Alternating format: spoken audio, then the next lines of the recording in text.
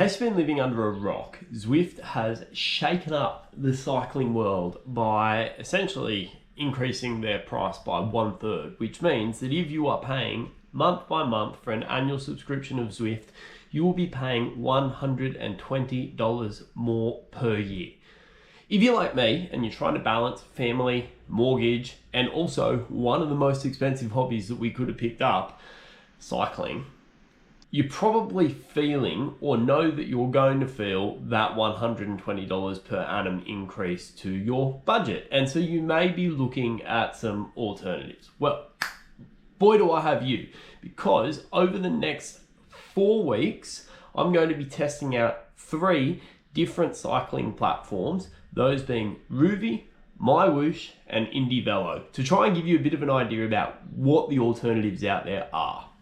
So each week I'm going to be testing out a different app, looking at the following criteria. So number 1 is racing, number 2 is immersion, number 3 is the ease of navigation, number 4 is the social elements, and number 5 is the motivation. So more specifically, what are these? With the racing, I'll be looking at the overall racing experience and generally how this feels. So this includes things like the drafting mechanics, but also includes how undulations and climbs, as well as the availability of regular racing, impact on the actual experience of being able to engage in this. So number 2, immersion, looks at graphics, but also how realistic the world feels. So how much, in other words, can I forget that I'm actually racing virtually?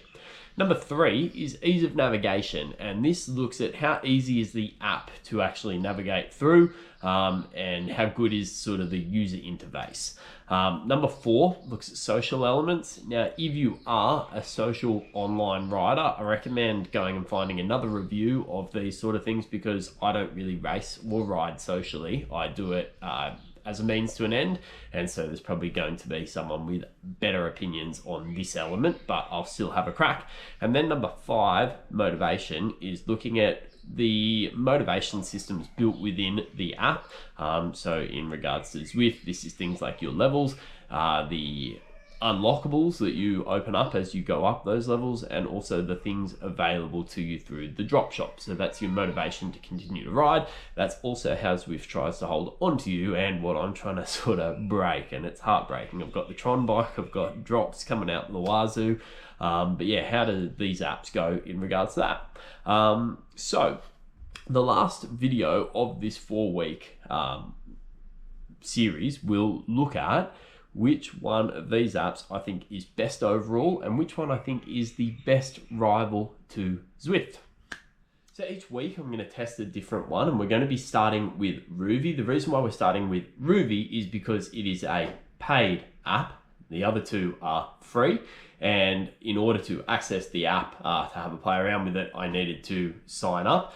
So I've started my 7-day free trial, and I don't really want to pay for it if I don't want to stick with it. So Rouvy's going to be up first, and we are going to do the last video in the 4th week on a overall comparison. How do these all stack up in comparison to Zwift? So week 1, Rouvy, week 2, MyWhoosh, week 3, IndieVelo, and week 4, the comparison or the showdown between all of them. Now, this video is also a process for me, because at the end of this month, I'm canning my Zwift subscription. A 1/3 increase in price is massive, and I don't intend to pay that. So whatever rival platform wins this is going to be the one that I go with.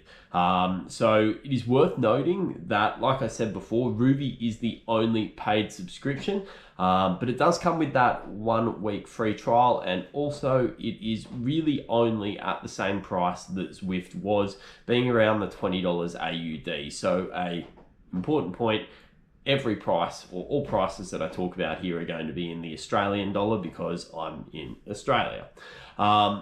So if you feel that this is a journey that you would like to jump on, subscribe, hit the bell notifications, and let's see what stacks up. Where are we at? And is there a realistic alternative, or does Zwift really have us by the balls here?